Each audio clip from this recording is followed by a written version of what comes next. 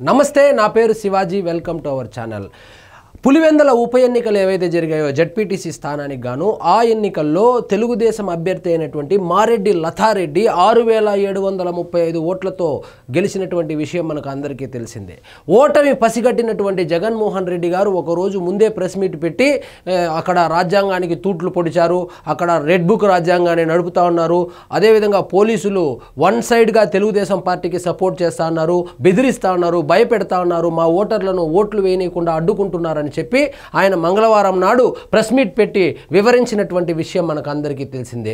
దాని తదనంతర పరిణామాలు ఏమైందంటే ఎట్టకేలకు ఎవరు ఊహించని విధంగా వైఎస్ఆర్సీపీ పార్టీ డిపాజిట్ కూడా కోల్పోయింది. ఓడిపోవడం కాదు, డిపాజిట్ కూడా కోల్పోయింది. దశాబ్దాలుగా ఆ ప్రాంతాన్ని తమ గుప్పిట్లో పెట్టుకుని శాసిస్తున్నటువంటి వైఎస్ఆర్ ఫ్యామిలీకి గట్టి ఎదురు దెబ్బే తగిలిందని చెప్పాలి.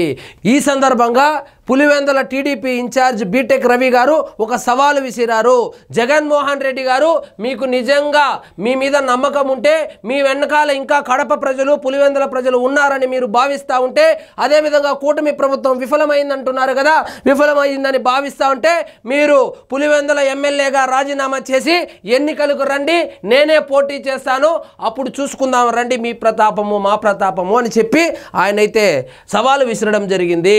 ఇప్పుడు జగన్మోహన్ రెడ్డి గారు వచ్చి ఓడిపోయిన తర్వాత, అది కూడా డిపాజిట్లు కూడా కోల్పోయిన తర్వాత, వాళ్ళ పార్టీకి సంబంధించినటువంటి నాయకులు ప్రచారం సరిగ్గా చేసుకోకుండా, ఎలక్షనీరింగ్ సరిగ్గా చేసుకోకుండా, ఏజెంట్లను కూడా మంచి వాళ్ళను, గట్టిగా నిలబడే వాళ్ళను కూర్చోబెట్టకుండా వాళ్ళే చేతులు ఎత్తేసి ఇప్పుడు వచ్చి జగన్మోహన్ రెడ్డి గారు బీద ఏడుపులు ఏడుస్తున్నారు.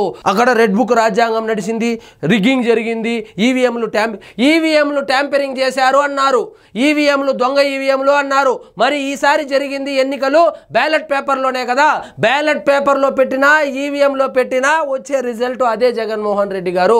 కాబట్టి మొన్నటి వరకు ఈవీఎంల మీద EVM CM, EVM deputy CM, EVM ఎమ్మెల్యేలు అని చెప్పినటువంటి రోజా గారు అసలు పులివెందుల్లో ప్రచారానికి కూడా పోలేదు.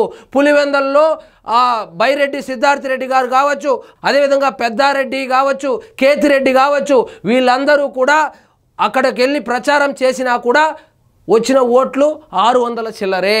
కాబట్టి బీటెక్ రవి గారు ఒకటే మాట చెప్తున్నారు, మీకు నిజంగా మరొకసారి ప్రజల యొక్క మనసును తెలుసుకోవాలన్నా, ప్రజలు ఎవరి పక్షాన నిలబడి ఉన్నారో తెలుసుకోవాలంటే నీ పులివెందుల సీటును నువ్వు రిజైన్ చేసిరా, మరొకసారి ఎన్నికలకు వెళ్దాం, నేనైతే రెడీ అని చెప్పుకొచ్చారు. పులివెందుల మీ కంచుకోట అంటారు కదా, పులివెందుల మీ అడ్డా అంటారు కదా, మరి రాజీనామా చేసేసిరా, ప్రజాస్వామ్యబద్ధంగా ఎన్నికలు జరిపిద్దాం, మీ ప్రతాపము మా ప్రతాపము అప్పుడు చూసుకుందాము అని ఆయనైతే సవాలు విసిరారు. రప్పా ఏమైంది? మొన్నటి వరకు ఎక్కడ మీటింగ్కి వెళ్ళినా రప్పా నరుకుతాం, రాజారెడ్డి రాజ్యాంగాన్ని అమలు చేస్తామని చెప్పి గప్పాలు కొట్టిన వాళ్ళు ఒక్కరు కూడా ఆ ఎన్నికలు ఏవైతే ఉన్నాయో దానికి ప్రచారానికి కూడా పోలేదు, చేతులు ఎత్తేశారు. ఆ చేతులు ఎత్తేస్తే ఫలితం ఏమైంది? డిపాజిట్ కూడా గల్లంతైంది. వీళ్ళు ప్రచారం చేసుకోకుండా, వీళ్ళు సరిగ్గా ఎలక్షనీరింగ్ చేసుకోకుండా ఓడిపోతే దాన్ని కూడా పోలీసుల మీద నెట్టేయడము ఎంతవరకు న్యాయమో ఒక్కసారి ఆలోచించండి. జగన్ దమ్ముంటేరా ఎమ్మెల్యేగా రిజైన్ చేయి, ఉప ఎన్నికలకు వెళ్దాం. టీడీపీ నేత బీటెక్ రవి సవాల్. పులివెందుల జెడ్పీటీసీ ఉప ఎన్నికల్లో టీడీపీ అభ్యర్థి మారెడ్డి లతారెడ్డి ఘన విజయం సాధించారు. ఒక పులివెందులే కాదు, ఒంటిమిట్టలో కూడా వైఎస్ఆర్సీపీ వాళ్ళు ఘోరాతి ఘోరంగా ఓడిపోయారు. ఈ సందర్భంగా Telugu Desam party Pulivendula incharge Mareddy Ravindranath Reddy BTech Ravi స్పందించారు.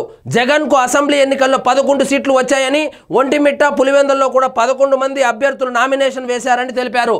గతంలో 30 ఏళ్లుగా పులివెందుల్లో జెడ్పీటీసీ ఎన్నికలు జరగలేదని గుర్తు చేశారు బీటెక్ రవి.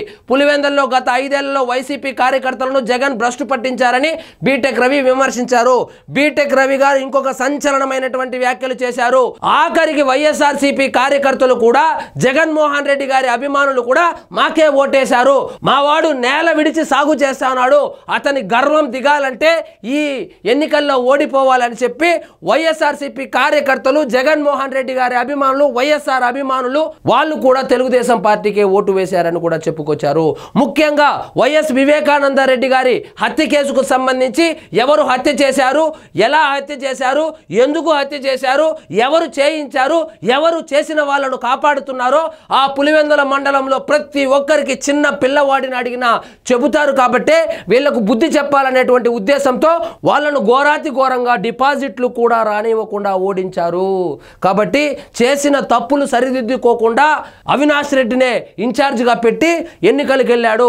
అవినాష్ రెడ్డి ఏమో 2 రోజులు డ్రామా వేసేసి ఆయన కనీసం ఎలక్షనీరింగ్ కూడా చేయకుండా, ప్రచారం కూడా చేయకుండా, కార్యకర్తలను పట్టించుకోకుండా, అదేవిధంగా నాయకులు ఎవరైతే ఉన్నారో మండల స్థాయి నాయకులు, పులివెందుల మండలంలో మండల స్థాయి నాయకులు, గ్రామ స్థాయి నాయకులు ఎవరైతే ఉన్నారో వాళ్ళందరూ మూకుమ్మడిగా తెలుగుదేశం పార్టీలో జాయిన్ అవుతా ఉన్నా కూడా పట్టించుకోకుండా ఎద్దు మీద వానబడినట్లు గమ్మున ఉండి లాస్ట్లో వచ్చి ఎక్కడ జగన్మోహన్ రెడ్డి గారి ఆగ్రహానికి గురి కావాల్సి వస్తుందో అని చెప్పి ఈ ఎంపీ అవినాష్ రెడ్డి అక్కడ రిగ్గింగ్ జరిగింది, అక్కడ పోలీసులు మమ్మల్ని బెదిరించారు, భయపెట్టారు అని చెప్పి మంగళవారం కబుర్లు చెబుతున్నాడు.